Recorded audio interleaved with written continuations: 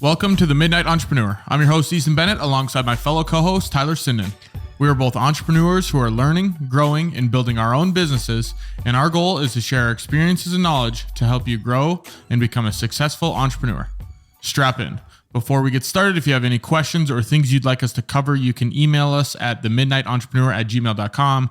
If you'd like us to join I fuck that up every time. If you'd like to join our business Discord where we talk about wins, business problems, or general questions, shoot us a message and we will get you in there. Tyler, how is it going? Solid, man. It's going pretty good. My legs were a little sore yesterday. Did the Murph, so it was a little bit harder than I expected it to be. And then today I was supposed to do legs, and then I was like, okay, I'm gonna skip legs, take the day off a little bit and rest my legs, but then I went for a run instead. So yeah, my legs are hurting right now. The Murph, it must be a Memorial Day special for a lot of people, I believe. Yeah, I didn't really know that's what everyone did, but then I started seeing everyone post a bunch of stories about doing the Murph and why they're doing it. I'm like, I've never done the Murph before. I've watched CrossFit before, and I was like, it seems like a perfect time to do the Murph for the first time. So we did the Murph for the first time. That was your time to shine. If you guys are listening to this, it's a week after Memorial Day. We hope you had a good holiday weekend. If you're in the States, if you're in Canada, how's the snow? I don't know. Man, it's warm out right now. It's like 80s. This is the first time I hit 80 here, but I went outside. Yeah. I was going to work outside for a little bit, and I sat outside for like 3 minutes and I started sweating. I'm like, okay, that was enough. I'm not sitting outside anymore. So yeah, it's actually pretty nice up here. No snow where I'm at. Hey, that's what I like to hear. 81 degrees here. Got a lot of shit done in the yard this weekend. Sawed half my fence in half. Yeah, it's going good. Built a little deck area out there for the grill. So yeah, you just missed it. You left at the wrong time, but hey, I'll enjoy it for you. Would have been perfect for all the grilling we did. Exactly. Tyler, what do you got? What do you got to update us on since we spoke last week?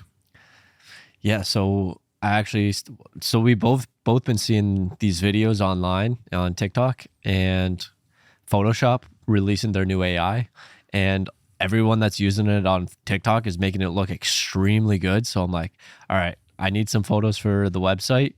And I figured I was just going to take a couple pictures. I would fill in the background with some AI and we'd be rocking and rolling. We'd be set. And as you saw from the videos that I sent you, it's not exactly as good as we expected it to be, judging from all the TikTok videos, but I tried it out. I did end up getting a half decent photo that it spat out. So we got something out of it, which is good. So I've been playing around a little bit with that, and it still has some work to do, that's for sure. Yeah, I mean, you see all these TikToks and it's like, oh my gosh, they're creating whatever photo they want and it's perfect. And then the first photo you sent me, there was a guy that had like 13 fingers. And I'm like, okay, that's not normal. So Yeah, it's not good. It's not good at rendering humans. And then I even saw people change their clothes, and I'm like, okay, I'll just wear a t-shirt and shorts, and then I'll be like, put some dress clothes on me. And I tried that out, and it made me extremely skinny with a coffee cup in my hand. Yeah. And it did not look real at all. So I don't know how people are making it work, but I was not able to get it to work. And a bowling t-shirt. Looked like you're on a bowling team, like you're in the PBL. That's exactly what it was. Oh, but man, hey, it was something. Steps in the right direction. I mean, AI will get there eventually. It's just not where all these influencers are showing you. I mean, you can get stuff like that, but it's not perfect yet. Yeah. So that was one of the things I've been working on, is just trying to finish up the website, finish up the photos. And then the other thing is I've been working on the ebook, and I've been like cranking that out, and it's going to be a lot longer than I probably expected it to be. I'm probably not even halfway through, and I think I'm about 5 pages deep. So I've been trying to crank that out as much as possible and just trying to make progress in places I can. So that's what I've been doing. And today I took your advice from last episode and started tracking my expenses. I don't know how many. I only have 2 right now. I'm going to have to buy a Google Workspace soon. So I wanted to have my business credit card first, but I don't know if I'm going to be able to get that in time. But yeah, started a Excel sheet to track everything. Let's go. Implementing what is the saying when you practice what you preach? Practice. Yeah, exactly. We are the Don't- preachers. it's the opposite of, because there's the other saying is, don't, what is it? Don't do as I say, or don't do as I do as I say. Don't do as I say as I do. No. No. It's like, like don't that. do as I do as I say, something like that. Yeah. Because you don't actually listen to what you say, or you don't actually. So it's actually something that's the point of this podcast, is like we're supposed to actually be doing the stuff that we're saying. So We're telling it's you good guys that what to do, but we it's- don't implement it. right? It's like, oh, we read this. Oh, no, we actually try to implement the stuff that we say that we're doing. So yeah, that's some of the stuff that's going on with me. What's going on with you, my man? Next episode, I'm going to wear a father, like a preacher clergy outfit. What do preachers wear? And I don't know. It's just like that. It's like that white thing. That's about all I know.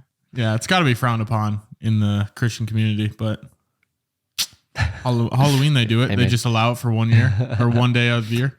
One day. Yeah. I don't know. You just do you. Who cares what other people think? If I'm there next episode, then awesome. As far as what's going on my end, pretty big deals here in the last week since we've spoken. New project I got and closed. Biggest deal to date in one shoot. It's $17,710 for a 1 day shoot, which is Ooh, baby. pretty crazy. But I mean, it's pretty graphics intensive. There's a VFX artist that's actually going to be working on the project. It's a full day shoot. 4 or 5 people on the crew. So I'm not clearing 17K. Maybe about half of that, around that, maybe a little bit more. But yeah, exciting to get that job closed. That was exciting that the guy pretty much just said, yep, let's rock and roll with that one. Send over the contract and the invoice and I'll get it paid. So kind of makes me realize I should try to do more of those. But yeah, got to figure out how to get those premium clients. If every client was like that, man, Right. I don't know. How did that feel, getting that client? That's pretty huge. Good. Yeah. I texted in the Discord. There's a little plug for our Discord. Shared that win in there and felt good. I mean, it always feels good to close a big deal. And there's always big deals that are like floated around. It's like, oh, they're going to do stuff for this. And none of them, they don't get signed or they want to go with a smaller package, where this one is, it's been signed, invoice has been sent for 50% down, and it's going to be paid, and we've already got the shoot date locked in. So it's good when those things come to fruition. Now it's all about executing, which is the hard part, but we'll get her done. As far as another update, talked with lady from the Minot Chamber EDC. She wants to work on some year-long projects. Said she saw me on Instagram. She's been meaning to reach out to me. So I think the social content bump that we've talked about previously is helping.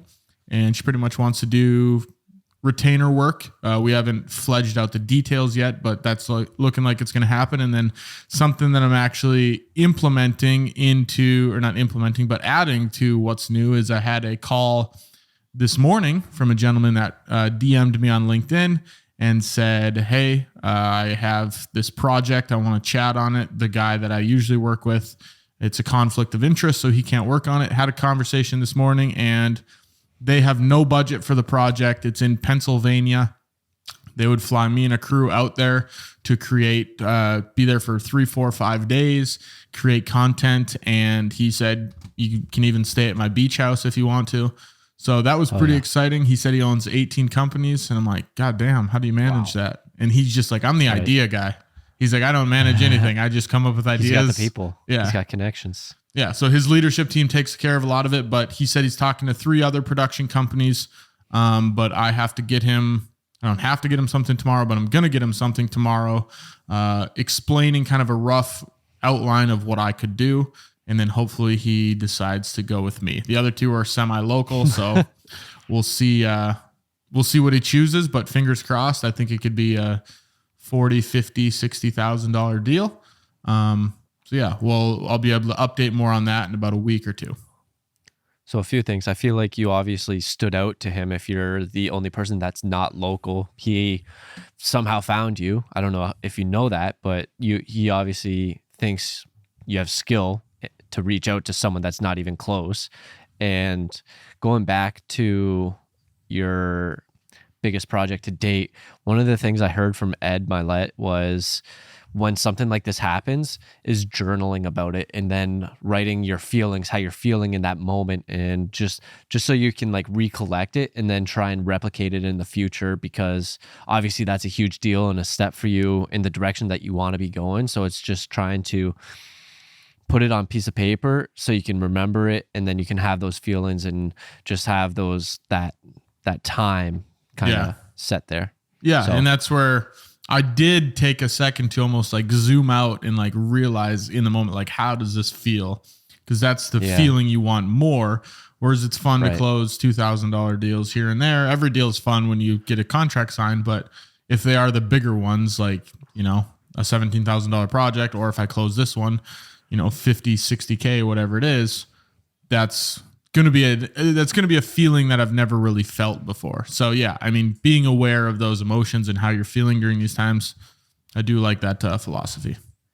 If you need a BTS guy, I got you. Yeah, I might need. I'm on my way. Honestly, I'm already driving. It's pretty. You can just fly there. But yeah, it's interesting because I've never traveled with all that equipment or anything. So we'll have to see how that even works. Would you take the van or would you fly? No, I'd fly. That'd be a long ass drive. That's going to be a big ticket for all your packages. Yeah. I mean, bake it into the price. Yeah. Oh, it 100% would be. It'd be $1,000 a ticket, I'm sure, just for the ticket. And then for checked bags, maybe another 1,000, 2,000. I guess I don't know how much it is to fly with camera gear, but yeah, it'll be interesting to see. And maybe there's some rental houses down there that I can rent some stuff and we don't have to deal with that. Maybe I don't even have to bring all my stuff. Maybe it's just like camera bodies, because they said they have a lot of camera stuff. They have 3 Canon R bodies and some audio stuff, but I would like to bring some of my own stuff to make sure that I can work with how I usually work instead of showing up like, oh shit, here's the camera gear. So right. That's awesome. Yeah. That's big news. Yeah. So if that closes, a lot happening for you this last week. Yeah. And that literally happened this morning. So I was like, oh shit, I better add that to the podcast. And he's like, there you go. Cause I texted him and I said, this is one piece of advice I'll give to the people listening, is to eat the potato while it's hot. I easily could have said I had a really busy day. I had about a 30-minute window that I could have talked to this guy. And I told the guy, I was debating back and forth. I was like, should I just tell him I should meet tomorrow? And I thought, nope, eat the potato while it's hot. Book the call for 12 o'clock my time, 1 o'clock his time. And I had literally 30 minutes and it went longer than it should have. It was 45 minutes. And I had to text the podcast people that I was filming with today and say, hey, can we push back 15 minutes?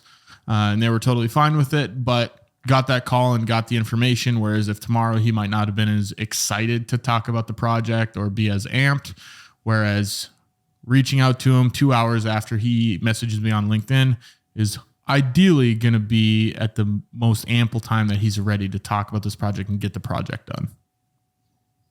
So I brought this up earlier, but do you know how he found you? Did you reach out to him? Was it one of your cold outreaches, or did he just find you? He found me on Instagram somehow. He knows Scott McKenna on Instagram. Scott McKenna is the guy, pretty big YouTuber, probably 100,000 subscribers, or maybe 50 to 100.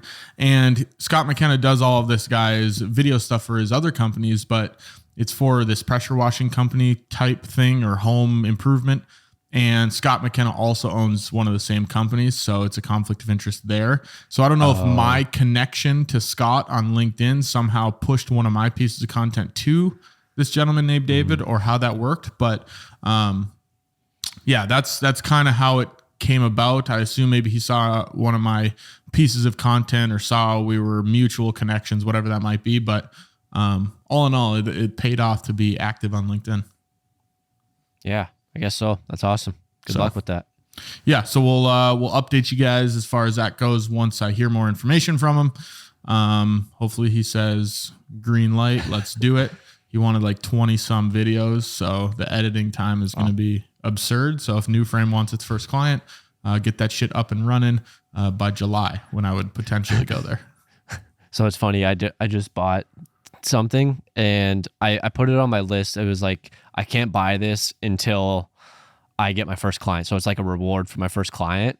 But I ended up buying it today because it was like $80 off and I had a coupon and I had this gift card, but the gift card didn't actually work. But I ended up buying it anyways. But now I'm just going to have it. I'm just going to like put it up there and leave it in the box until I get the first client. And it's just going to like stare at me until I get my first client. What is it?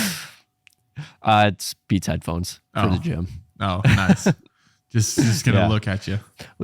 Yeah, I know. I currently have like really old Beats. They still work, but like they've just randomly turned off every now and then. And I thought they just died randomly on me. So I'm like, shit, now I got to get new headphones. So then I made this kind of my reward. So now that I bought it, I got it. I feel like I was going to buy it anyways. I got a good deal on it. So I was just like, now it's just going to stare at me until I get that first client. So you got to work to get that off the shelf. Exactly. So yeah, it was a little motivation for me to just try and add that spice in there. So I think it'll work. How far out are you on? Have you ever done that? Not anything I can remember. I do similar things where I try to reward myself with something. Like, let's say I close a new deal and it's like, okay, now I'll buy that thing. But it's never been something where I've had it pre-picked out. There's always stuff going on. Like right now, I'd like to buy 3 new tripods that don't move from a certain room.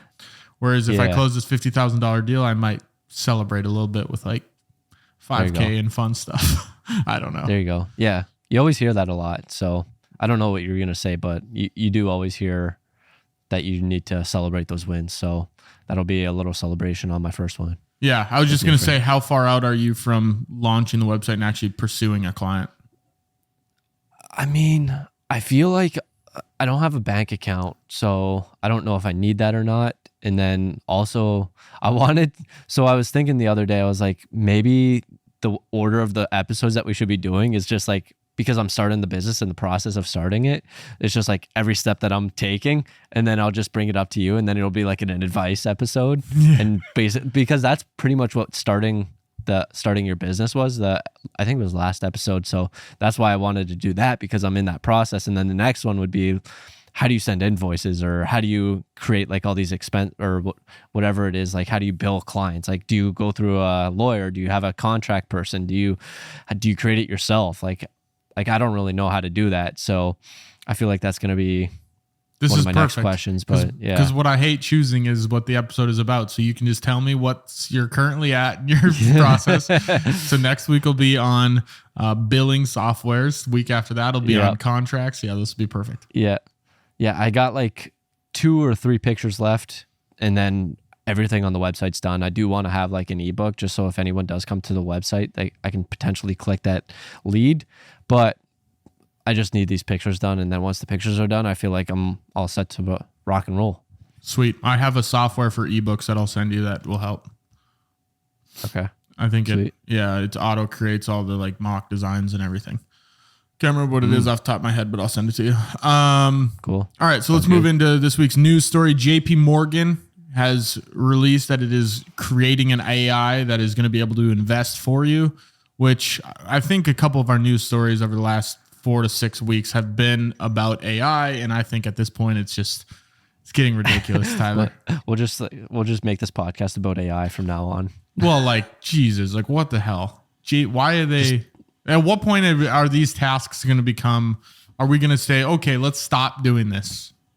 Right. Yeah. It's like, who are we even paying then? It's just, they don't even need the people that monitor or pick these stocks. And then at the same time, if the AI always picks right, then you know what businesses are going to go up. So it's like, are you going to boycott those businesses that the AI picks? It's like, oh, AI thinks this business is going to go up. Let's boycott it. I don't know. It's just, AI is just taking over and doing everything for us. I don't know. I feel like it's squeezing out the middle. Like, it's great for these big, like Adobe. Great for Adobe. They can create this software that now a ton more people are going to want to use Photoshop because it can do this, right? Yeah. Great for JP Morgan because now a ton more people are going to want to invest because they don't have to think about anything. They can just have it done. But on the flip side, what does it take? Like, it's great for these big conglomerate companies, but what is it good for on the smaller end of things? You know, I never like saying AI is taking away jobs, but like at this point, it's taking away tasks that people are doing. It's like, well, how much do we really want to give AI? It makes me think, like, is money even going to be worth anything if AI can just make it for you? Like Yeah. how that I don't know. I can't like fathom it deeply enough to be able to comprehend it. But it just makes me think if we can just give money to AI and AI prints money for us, that's basically what it would be doing. So Maybe it's just knowing the skills of how to get the AI to do that for you. Like Joe Schmo that's working a 9 to 5 and making $45,000 a year might not know how to get AI to double his investment, but the people that utilize it. I think it would be more so replacing like the financial advisors or financial analysts, those roles, and then it's like it's just picking for them because it's able to analyze every single market, every single news headline, everything, like every single whenever there's a the quarterly news releases that they do where they release that to the public, it's able to analyze all those numbers, analyze all the trends, and then it's able to pick which businesses are going to perform well, which businesses are doing bad, why is it doing bad, let's look at the news headlines, and it's able to do that instantaneously, whereas like for humans then it has to go through and then it takes time. So it's like I think it's just going to be eliminating them. But at the same time, you bring up the point of the person that makes $45,000 a year, Joe Schmo, but he still doesn't invest right now. And just because there's AI, he's not going to invest then because he maybe doesn't make enough money to invest, but he's just not financially literate to be able to know how to invest and how to save money. And he might live paycheck to paycheck. So it's like, I don't have the money, but he does. He just doesn't know how to be financially responsible with it.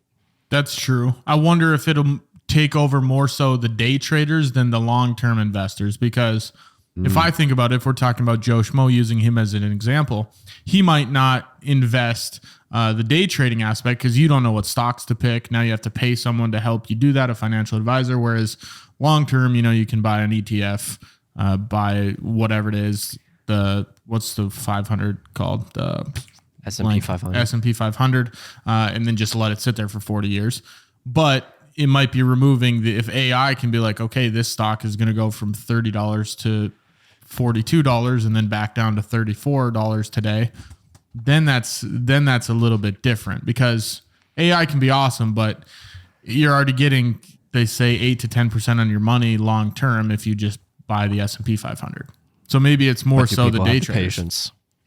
Exactly. Yeah. So it's making me think of Limitless. It's like if this AI can just pick every single thing and it's just always right, and maybe it's like a 97% error, like everyone's going to bet on that. But then it's just like, do you have the patience? Are you willing to sit there and pay a couple $100 every month or $1,000 every month to give it to the AI to compound over time? So yeah, I don't know. It just seems like it's a printing machine if it's always right. Yeah, long term, awesome. If it can get you long term, then it goes into, do you have time to do that in $100 every month? But if I can give it to an AI this morning, give an AI $500, and by the end of the day I have $750, and it's 97% correct, like what the hell is our world going to be like then? Right. It's crazy. Because you always see these people doing like the day trading and they're trying to sell their courses and that's how they make their money. And it's like, well, now you can't scam any people on teaching them how to day trade. But then, yeah, so it's just AI, man. They'll figure out a way. They'll figure out a way to sell a course on how to use AI to make money. Right. Yeah. That's what I mean, so many people are trying to do that right now. So glorified teachers, all of them. There was this one guy that I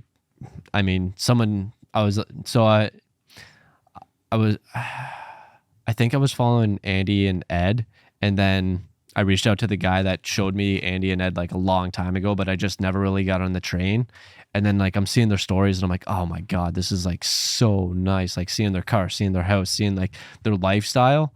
So it's something that you can like envision for yourself. And I'm like, who else am I missing out on? And I asked him, and then he sent me a couple of them. And then I started following one of the guys that he sent me, and he's like a marketer. And then he started selling a AI course, and he ended up changing his entire profile to, it was like an AI robot of him. So it wasn't even him anymore. And I'm like, okay, this is fucking stupid. So I just unfollowed him.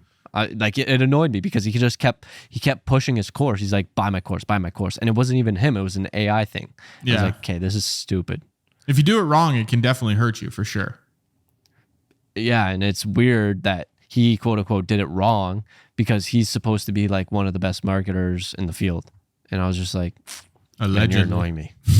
Yeah, exactly. He obviously did something wrong because I don't know. Maybe I wasn't his ideal client. So yeah. If you can figure out an AI, actually, I'm going to save that. That'll be my business idea, my AI for next week. I should write it down. Yeah, I'm going to write now. You transition to our topic, Tyler, while I write this down. All right. So this week we are going to be talking about preparation. You always hear the quote, preparing to fail is failure to plan is preparing to fail. Is that right? I don't know. But you know the quote I'm talking about. So this week we're going to be talking about preparation and just how preparation H. And how we prepare, why you should prepare, and how it can help you be more confident in everything that you do. So, Easton, do you want to kick it off? Yeah. So basically, we're going to kind of talk about, before we dive into, why we prepare, how we prepare, those kind of things. Tyler, I want to ask you if you are a preparer. Yeah, I would say so. In certain areas, I'm starting to become more of a preparer. Because I know in the past, I used to be someone that would just like, let's go in, let's wing it, we can do it. I have knowledge in the area. So in those senses, I would just be someone that would just wing it. But for the most part, I'm starting to prepare more because I'm noticing the more I prepare, the more confident I am and the better I'm able to deliver to someone else. Say like for this podcast, I'm able to provide more value because I prepared, whereas just winging it, sure, I can wing it, but will it be as good as if I do prepare? So in certain areas I do, some I try not to, but I'm trying to build that habit of consistently preparing. So what about you? Yeah, before I get into me, I mean, generally, I think it is a good idea to be preparing for whatever you can. There are some things you probably don't need to prepare for, right? Like, do you really need to prepare to take a shower? Probably not. Just take your clothes off and get in the shower. But it wouldn't surprise me if you prepare to get in the shower. Yeah, it's on my calendar. It's like you're on your calendar, got your towel all fluffed out, got everything all prepared for you. 15-minute window, prepare for shower. Just sit on the couch and think about how I'm going to wash my hair. But yeah, I mean, watch some YouTube videos. How do I do this again? I forget every day. The shampoo go first or conditioner? But yeah, I mean, I would generally say I'm a preparer in most aspects of life. If you're an avid listener of the show, I'm sure you've realized this, as my calendar is absurdly organized and I like to get things ready for the week. And that's some stuff we'll talk about down below, but I like to get stuff ready for the week. I like to choose my outfits, all my meals. I like to have things prepared and ready to go. And then as far as work-wise, I like to have everything ready to go for shoots days in advance if possible. So yeah, I would say I'm pretty much as close to a perfect preparer as one could say. But yeah, I mean, I try to prepare for literally everything because I do think it speaks a lot about the person you are. Nothing bothers me more. Nothing's a bigger pet peeve than somebody that shows up late to things. They aren't prepared, whether it's, just simply for like, let's say you're going on a road trip and you don't have your bags packed. Okay, you're not prepared. If it comes down to business stuff, if you're on a shoot and the client isn't prepared to shoot, whatever that might be, but nothing annoys me more and is a bigger pet peeve than people that don't prepare. Yeah, and it really shows when you don't prepare and say you are going to a meeting or there's something where you guys are coming together to collaborate, and you can really tell the people that do prepare and the people that don't prepare just because of the information that they're able to provide and just the input that they're there for. And whenever you ask them a question, if they have a good answer, if they don't have an answer at all, you can really tell, and it just makes you look bad at the same time. Yeah, and that transitions a little bit into talking about why we personally prepare. You're able to provide more information because you are ready for any scenario that comes up. So if you are in a meeting and they ask you a question, you're going to know how to deliver an answer back to them rather than just fumbling because you didn't prepare for the meeting. You didn't figure out issues that they might have. You didn't have questions prepared for them or answers prepared for them, whereas you're going to look like a bonehead. So really, if you do prepare, that's when you start to position yourself as the expert. And we're focusing a lot on business here. It is a business podcast, but positioning yourself as the expert does come from preparation. The more you prepare, the more people are going to trust you and believe, okay, this guy really does know what he's talking about. Yeah, and I just thought about this when you were talking there about interviews. So if you're ever going for an interview for, say, a company, researching the person that's going to be interviewing you, and just learning as much as possible, and then even coming prepared at the end with questions to ask, because I know you mentioned just questions there. So it's like, do you have, like, because you know the question is going to be coming at the end of an interview, do you have any questions for me? Yeah. You know it's going to be coming when you go into an interview and you say, nope, that's it. And it's like you obviously don't look like you came prepared. And before, we had to do some interviews. I don't know if you really interviewed Stim. I don't know. I can't remember his name. Stim. What's Shim. your guy's name? Shim. Close. Close enough. I don't know Stim. if you really. I don't. Yeah. I don't. I don't know if you really interviewed him, but like, I'm assuming in the future when you do hire more people, you're gonna probably ask them at the end of the interview, do you have any questions? So if they say, nah, I don't have any questions, obviously they didn't come prepared. They weren't really ready for the interview. They didn't really prepare and show that they actually cared. And that's one thing that it does. It shows that you actually care, that you want to be there. Yeah, and it boils down to, I think we've had this conversation on, it must have been a couple episodes ago, but positioning every client I have or you have or whoever has as your only client. You need to think about whatever you're going into, whatever you're preparing for. Let's say it's a meeting again. Think of that as your only meeting that you're going to have for the whole month or for the whole year. You need to put all of your effort into that thing, prepare for that thing to make sure that goes as perfect as possible. Would you agree? Definitely. Oh, 100%. 100%. I kind of spaced out. No, you're good. One other thing. Not gonna lie. I'll go into the next thing I want to talk about is Space Cadet. Yeah, pretty much. Space Crusader. The other thing that really helps when you prepare is the confidence level. If you go in there, Tyler's going to give an example after this, but if you go into a meeting and you didn't prepare for anything and you're not really sure what you're talking about and you're winging it, you're not going to be confident in what you can provide to the person you're talking to. If you go into a job interview and you don't know how to answer any of their questions, or you don't have any questions to ask them at the end, you're not really going to be confident that you're the right fit for this position or this role, and you won't think that you should be hired. Whereas if you go in prepared, you're going to think, man, I deserve this role. I deserve the highest end of the salary that they're offering. I'm confident. Definitely. So really it boils down to, the more you prepare, the more confident you're going to be in executing whatever that thing is. Tyler, what's your example here of becoming unprepared? Thank you for the prompt. That helps a lot. Yep. There was this time, the first time I was at college, I had a group presentation and I was that guy that didn't do anything and everyone else in the group did everything. And then we had to present in front of the class, and I froze when I had to do my part because A, never even looked at the slides before we presented. B, don't even know what the topic was on. So I had no knowledge of what was going on.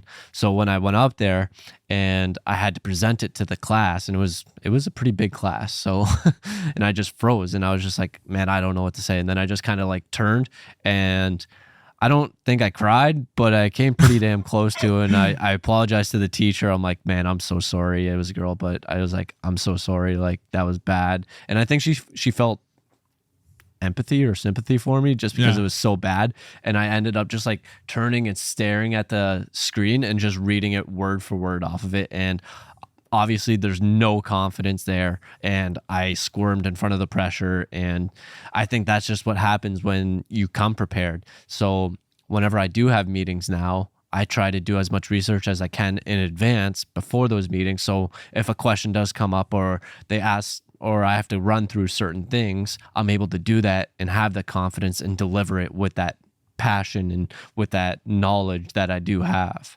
Yeah, it's just going to help you in the long run for sure. It's going to impress people, and that's what really matters. Is you're wanting to impress the person that you're preparing for, the thing that you're preparing for. If like you said, if you go into that presentation in the class, you want to impress everybody that's watching that presentation. You want to impress your teacher. I do this a lot of times in meetings, and I know you said you do some research, but about 5 to 10 minutes before. Don't book anything in your calendar 5 to 10 minutes before your meeting, and just do minimal research. Even if you're not doing super extensive, an hour-long research, whatever it is. If it's a bigger thing, maybe do a little bit more. But if they're your everyday meetings that you have, do 5 to 10 minutes. Write down a couple questions that would be good to ask, some unique things that might need to be talked about, some cool ideas. Just write those down and prepare for that meeting, even if it only takes you 5-10 minutes. I've started implementing that before I talk with new clients and even existing clients, and it goes a long way in keeping the conversation flowing so you actually get more information out of them, and it does impress the other person thinking, oh, they really care about my business because they're asking me meaningful questions on my goals and all of that sort of stuff.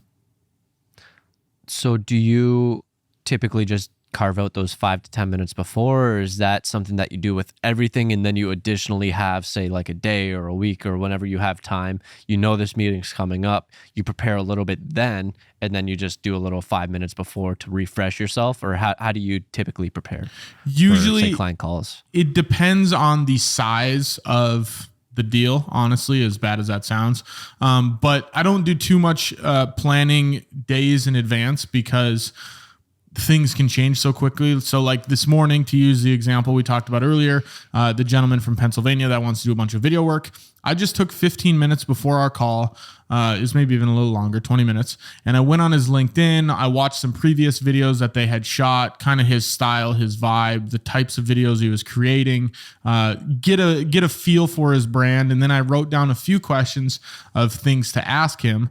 And that helped with getting the conversation flowing of, okay, how is this going to work? What is the structure going to be like? Are you wanting this to be on a retainer basis where we fly out there once a month? Are you wanting this to be a one-time week-long shoot? So getting an idea of what he was wanting to create and what he's created in the past helped a lot in moving the conversation forward. But it only took me, 15, 20 minutes. Gotcha. Yeah, I feel like that's what I typically do too. I forget what it was the other day where I did this myself. I know I went and watched another video of someone that they previously did or something, but then I also had this other meeting with a buddy that I met through YouTube, and I just wanted to catch up with him a little bit. And what I ended up doing before our call was I just watched his few most recent YouTube videos because he talks a lot about like his life and what he's doing and his plan. So that's what I just did, a little bit of research there. So I just went on his YouTube, watched a few of his videos. So I guess that's something that you can do for sure, is if they have a YouTube channel or if they have social medias, you're able to go to those channels, see what they're active on, and then watch a little bit there. And then you're able to help them out or just be a little bit prepared to see what they're going on. And they're good callbacks. People like to hear that you are looking at their stuff and that you checked out their stuff. So if you are in a meeting and someone brings something up and you say, oh yeah, I was looking on LinkedIn and you created that post about XYZ, people feel like you then care about them. Like you put in the effort, and it goes back to, like we said, you want to impress that person, but they feel like, oh my gosh, they really, went above and beyond to check out what our brand is about and to care about our business. So that's one thing, just take that 10, 15, 5, 10, 15, 20 minutes beforehand and do some research. But Tyler, let's talk about some other ways that we might prepare. I know when we started this podcast, we didn't do any preparation. That's correct.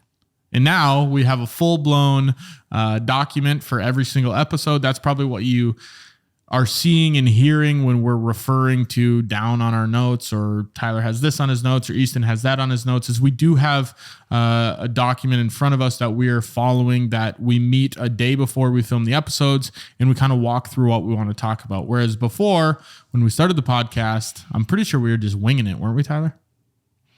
Yeah, we would just come up with an idea and we would just, wing it. We would just talk about it and riff off the top.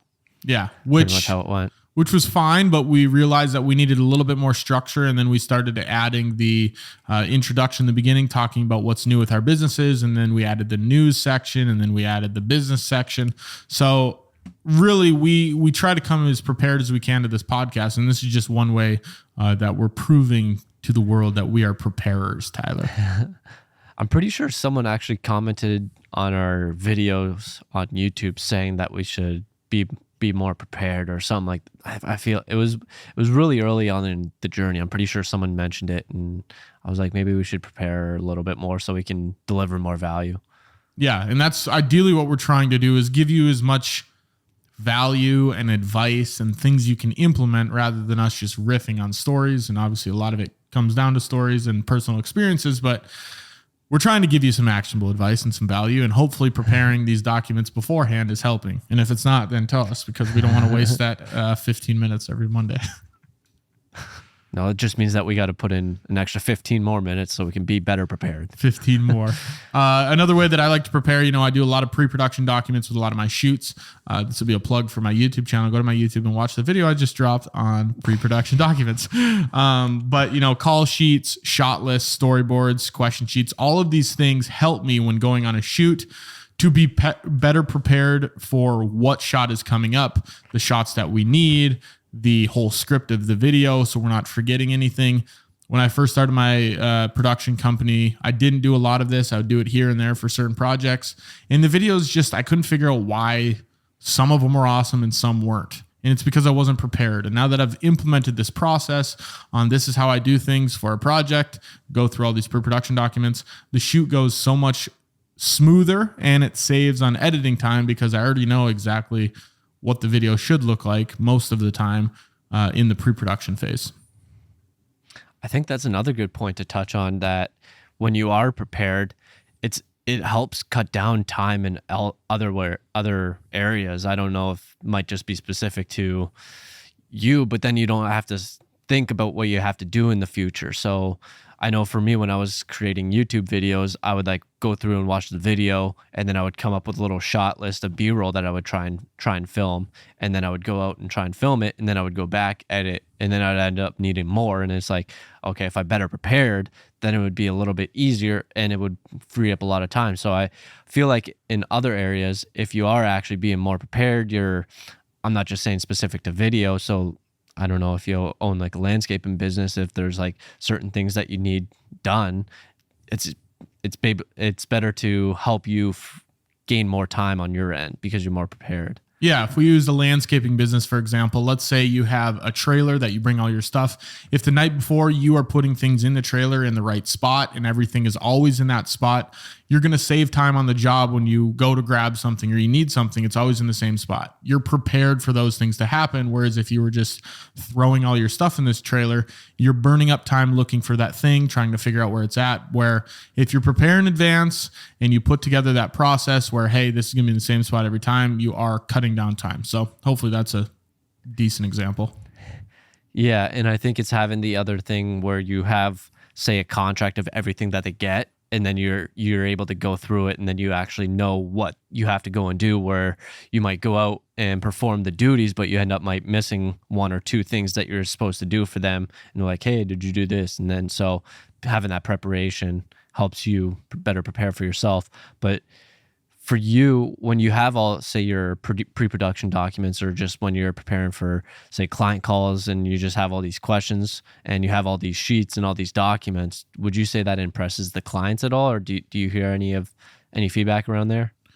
No one's ever said man, I really appreciate you getting these documents. It's never been to that extent, but I've heard, oh, this is cool. When I hand them a call sheet and it has the whole schedule and everything for them to look at, or the question sheet when you send that in advance and they're like, okay, thank you. This is awesome. I was wondering what we were going to talk about.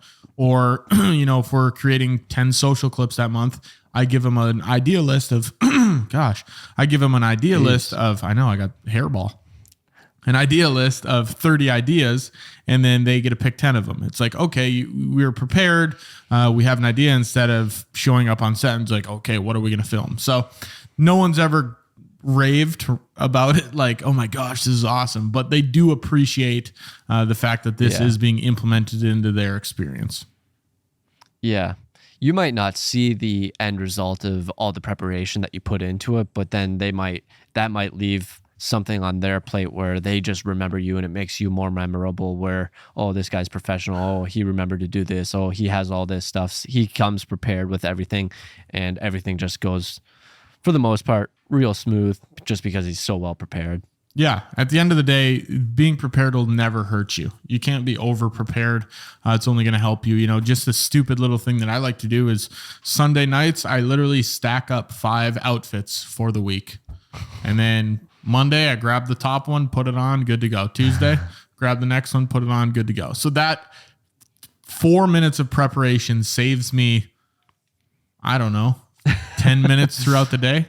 Or throughout the week. So just little things like that, help a ton. Sometimes I like to just all my breakfast foods, I like to put them in one part of the fridge in the morning or at night. And then in the morning, grab it. And then boom, I'm making that breakfast right there. And then I don't have to open this drawer, grab that thing, and then grab the pantry. It's the little things that you're preparing for that make your life easier. And I think it reduces some stress. Yeah, I would say so, because then you don't got to think about what you got to eat, what you got to make, what you got to take out, what you got to wear, all that extra stuff. So maybe you still do, but at the same time, maybe it's just at a different time when you have less stuff on your plate. Yeah, no pun intended. Exactly. Tyler, any other tips you want to talk about as far as preparation goes?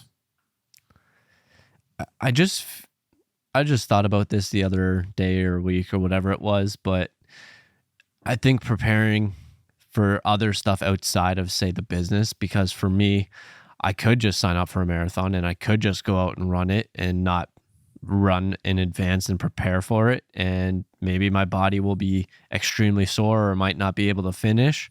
Or I could put the time and effort and prepare for it in, and then I could put a good foot forward during the marathon and say Ironman when I do get to that point. So I think I just thought about that the other week, whenever it was, but I just thought that was another area that I do like to prepare in, and especially like working out in the gym when the demons take over and I gotta fight them. Zombie apocalypse. Yeah. And another example, if you're at the bar and you want to go talk to that girl, maybe you should have 4 or 5 beers to prepare to go talk to her. That's also another liquid courage. Yeah, exactly. Get some liquid courage. But yeah, I mean, it doesn't just go back to business. There are things in life that you can prepare for as well.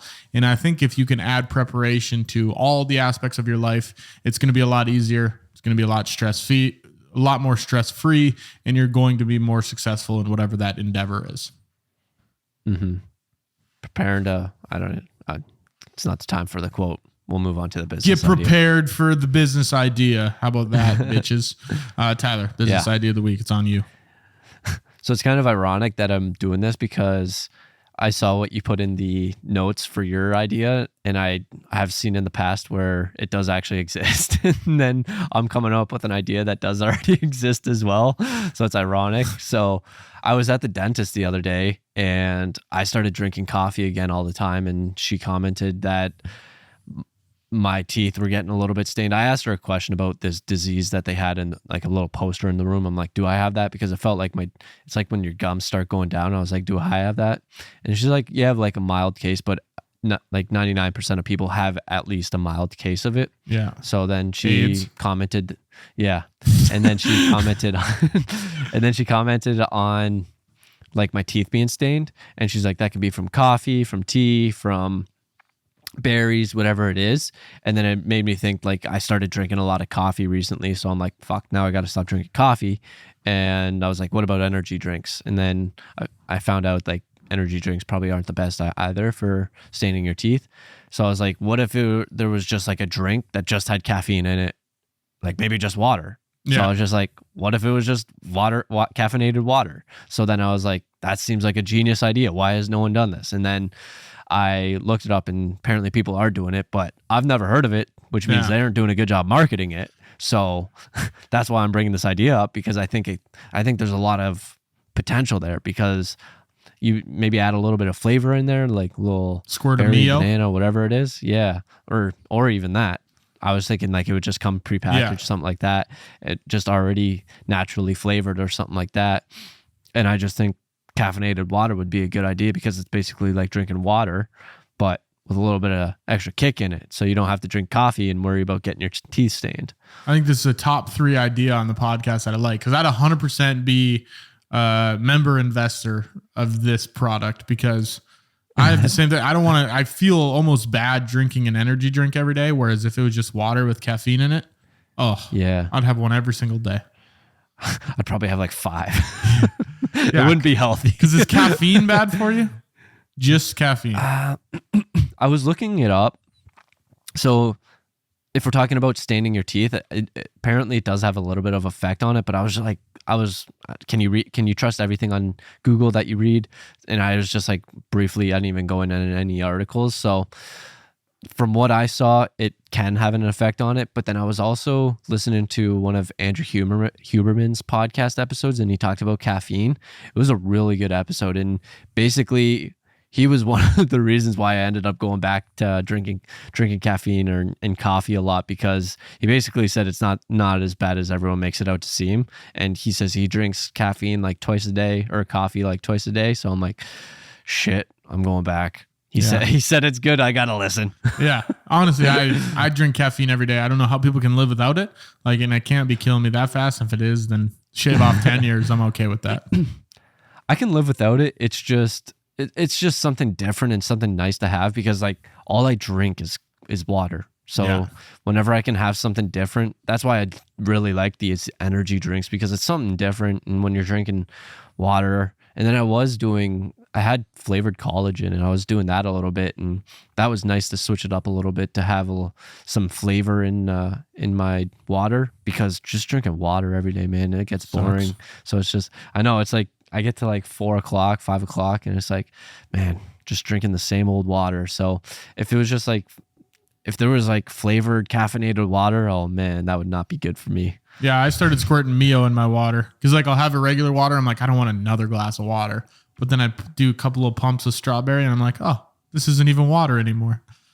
Right. Yeah. So, my dad, he loads it with lemons and limes. It's like, you want any water with your lemons and limes? It's so eating. bad. It's like it's like a full lime and a full lemon in there.